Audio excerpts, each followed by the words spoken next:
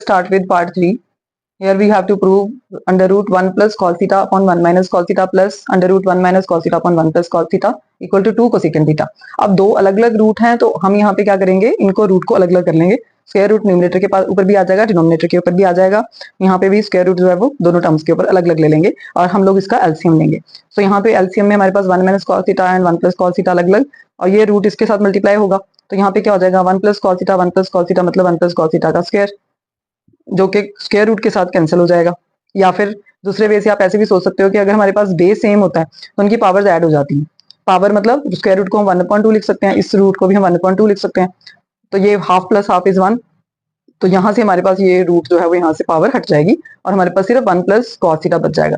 इसी तरह से इधर हम लोग जो मल्टीप्लाई करेंगे 1 minus cos theta 1 minus cos theta base same है तो इसका स्क्वायर रूट जो है वो इसी तरह से ऐड होके पावर्स हाफ प्लस हाफ क्या हो जाएगा 1. तो यहाँ से हमारे पास बच गया 1 माइनस कॉस थीटा. सो 1 plus cos theta plus 1 minus cos theta, तो कॉस कॉस कैंसिल और remaining 1 plus 1 is 2 upon denominator में क्या चल रहा था, यहाँ पे डिनोमिनेटर में भी उसी तरह से रूट के अंदर हम लोग ये दोनों टर्म जो है वो मल्टीप्लाई कर लेंगे, कॉमन रूट ले लेंगे.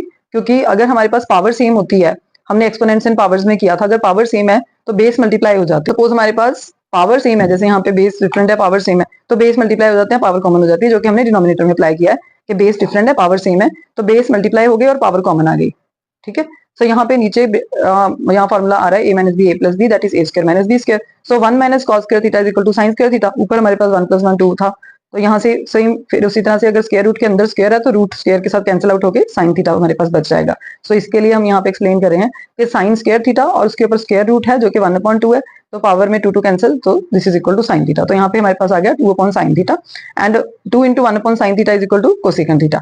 सो this is equal to right hand side, hence left hand side is equal to right hand side.